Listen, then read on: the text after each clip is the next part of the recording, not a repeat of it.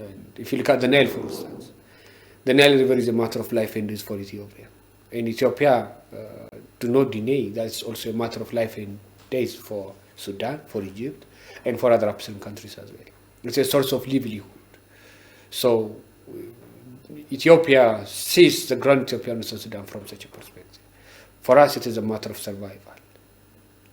I was mentioning earlier, we have more than 65 million people without electricity. And we have millions of youth without jobs. And the only resource that we have is water and land. Now, this dam is for power generation.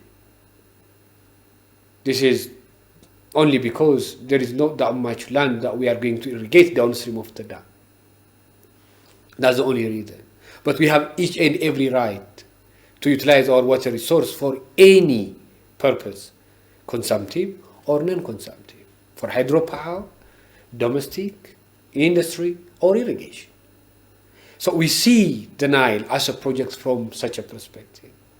I cannot say it is either political or economic. It's a matter of survival. For Ethiopia, the Nile is indispensable. If you look at the figures, like 70% of the water is in the Nile basin in Ethiopia. And you have almost 45 million people directly depending on the river. But if you look at Ethiopia, and 6 regional states are in the Nile basin. And these are the biggest regions, by the way. Like the Amhara, the Oromo, the Tigray, the southern nations, in Gambela, in Benishangul. You know, if you look at the population of these 6 regional states, you have more than 95% of the population. And if you look at the indirect dependence on the river, it is almost the entire population. It's more than 110 million population.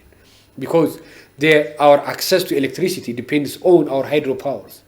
And of the 45,000 megawatts of hydroelectric potential that we have as a country, 30,000 is in the Abebe Gorge, in the Blue Nile system. And of the 3.7 million hectares of land that we can irrigate, nearly 2.4 million hectares is in the Nile basin. This clearly tells you how much the Nile is indispensable for Ethiopia. It's not a political project, it's not an economic project. It is just a matter of survival. It is an existential matter for Ethiopia. But it remains, the Grand Ethiopian Renicance Dam, it has remained to be a bone of contention for long, and is continuing. Debates are here and there, arguments are here and there. And let's come to 2015, when the 3 countries, Ethiopia, the Sudan, and Egypt, signed a declaration of principles. I think that was a remarkable turning point among the 3 countries to resolve debatable issues and move forward. But we don't see it being practical. Why do you think that they failed to implement what they have signed? Thank you, Daniel. I don't think the GERD will be contentious, and unless the countries and the politicians allow it to be. And at this time, it is Egypt which is making it contentious. From the Ethiopian perspective, we do not have any problem. We know what should be the focus of the 3 countries. The focus of the 3 countries must be on the first filling and the annual operation of the GERD. How we are to fill it, at what rate, in how many years, and how much water we are going to save, how much water we are going to release downstream. These are the issues. It's very technical. If you make things political, then it will be contentious, yes. But it is purely technical. You have numbers, you have the hydrology, you have the meteorology. You look at science. If you depend your arguments and decisions on science, then you have the solution. But if science is politicized, and if things are escalated into a political matter and a security matter, and trying to say, oh, the water is mine and you are not going to drink from this water, then it will be a source of contention. Then it will be a source of conflict. But for Ethiopia, the GERD in the Nile, any transboundary water, is a means for cooperation. We are clear on this. And that's why we entered into an agreement on the Declaration of Principles that you mentioned in 2015. There are marvelous principles. We have 10 principles in the agreement on the Declaration of Principles, like principle of cooperation, which clearly states the Nile is a source of livelihood for the 3 countries. Therefore, they shall cooperate in good spirit. Sense of cooperation is important. And you have the issue of sustainability and why the GERD is important and how it's going to contribute for the economic development of the countries through energy generation. And you have the third principle, no significant harm, which is one of the cardinal principles of international water law.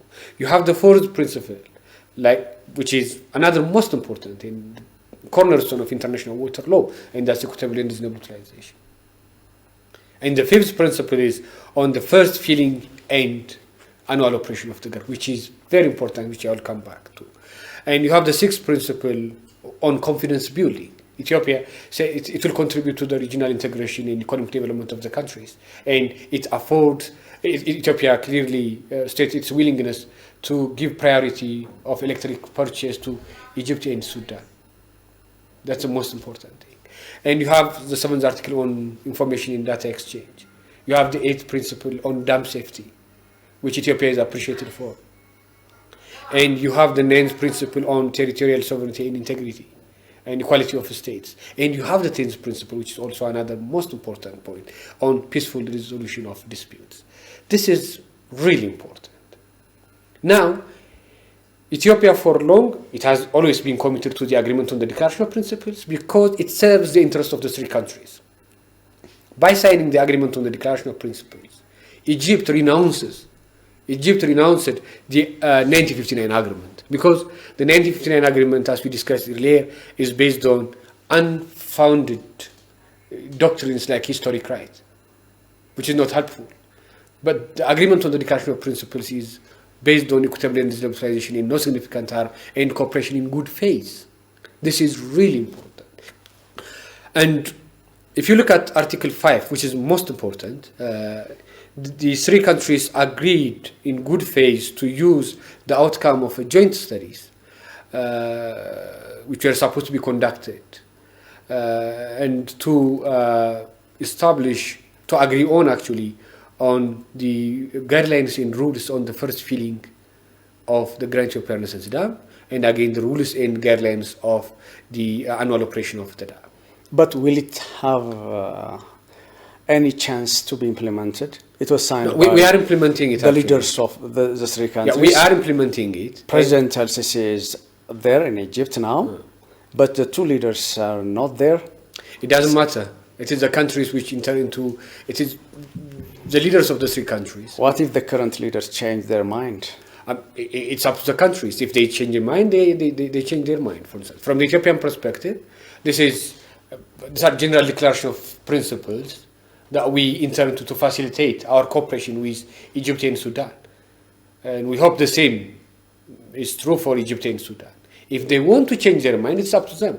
For Ethiopia, we are okay. We are fine. If they don't want it, it's up to them. Because it will not stop me from filling my dam. It will not stop me from operating my dam once the impoundment is done. So that's the most important thing.